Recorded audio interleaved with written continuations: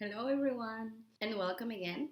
My name is Adela, and I am a branding and strategy consultant focusing on creative and passion driven businesses. Over these past few weeks, we are going to be going through the different exercises that you can do when you're starting your own brand or business to make sure you have a strong branding. The past 2 weeks, we went through what it is required to make a very impactful brand profile, as well as the benefits that comes with it. And today we're going to be talking about another important exercise that you should be doing when starting your brand, which is the customer persona.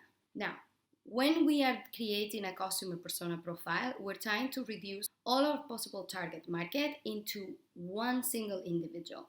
We try to understand everything about this person. We try to know them as well as we know ourselves or as well as we know a close friend.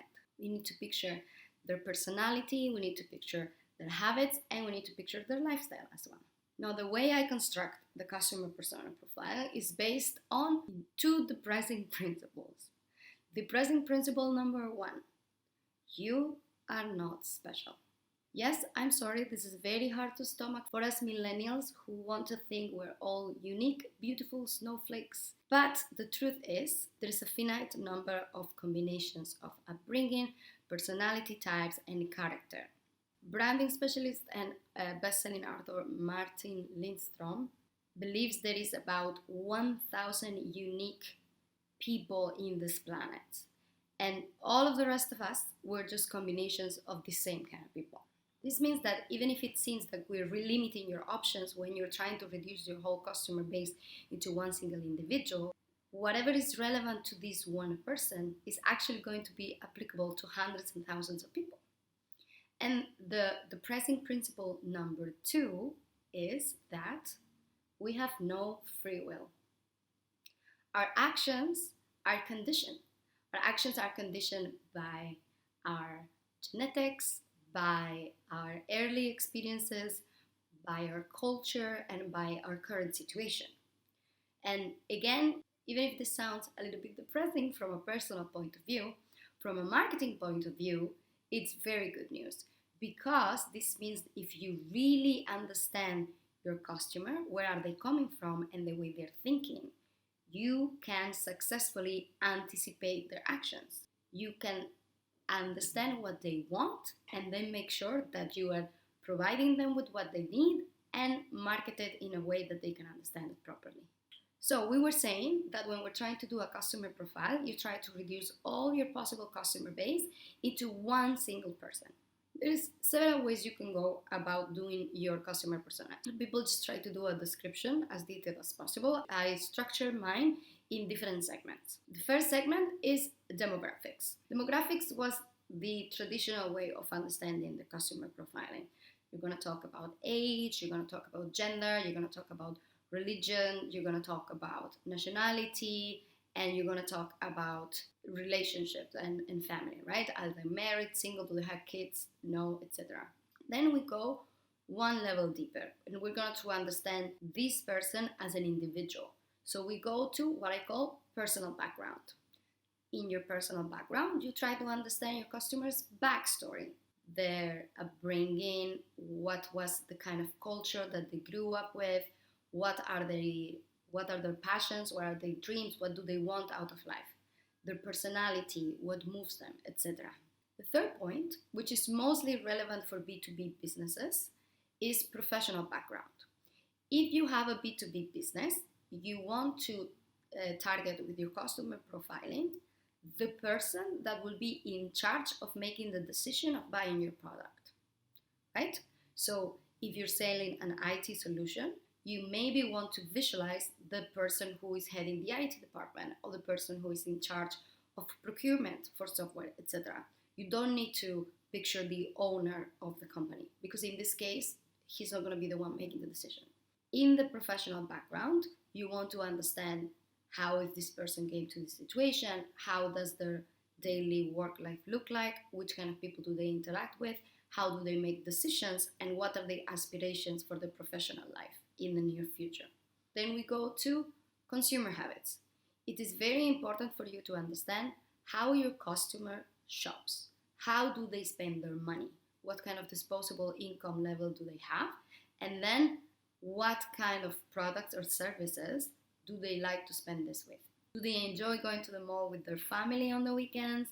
Do they prefer to shop alone? Maybe they prefer to do it online. Do they appreciate a bargain? Or do they do a lot of research before you buy? This is very important for you to understand, because you should be basing things so important for your brand, such as your pricing strategy, your discounting strategy, even your whole price architecture. You should consider this. For a person who is an impulse shopper and appreciates a bargain, it's really important that in your website you're going to have the price and the discounted price really clear. However, if your customer is someone who is very conscious with what they buy and they do a lot of research, more than having the price pop out, the most important thing will be to give proper information about the product, about the kind of benefits that your product is providing. If your customer is a bargain shopper, maybe you need to make sure that you appear on some of these coupon or voucher discount website. If your customer on the other side does a very thorough research before buying something, then you better make sure that your product is present on some of the main review websites. Then we have as well communication habits. Communication habits means how does your customer communicate and converse with the rest of the world? How do they talk to their friends and family? How do they talk to their coworkers? And how would they prefer to be approached by a brand? This point is quite generational. If we're talking about baby boomers, they generally still prefer to talk on the phone and to talk to a person. But as we go forward with millennials and Gen Z, they do prefer to do things very immediately.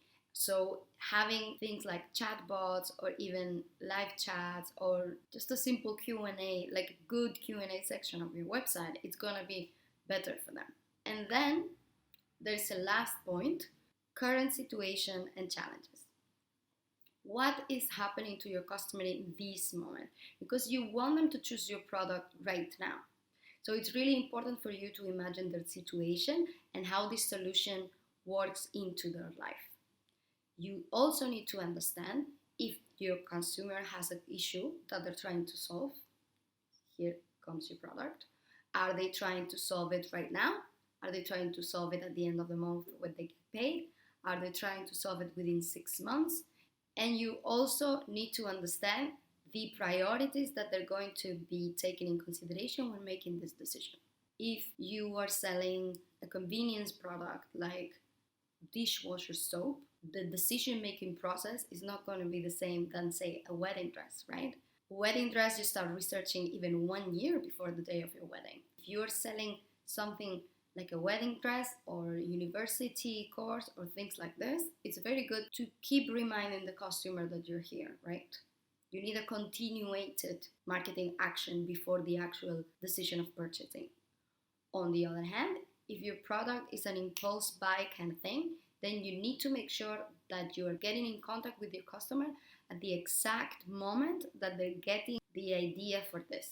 Okay, to recap, demographics, personal background, professional background, consumer habits, communication habits, and personal situation and challenges. I hope you find this video useful. If you have any questions, as usual, please feel free to ask me in the comments or reach out to me through any of our social media channels.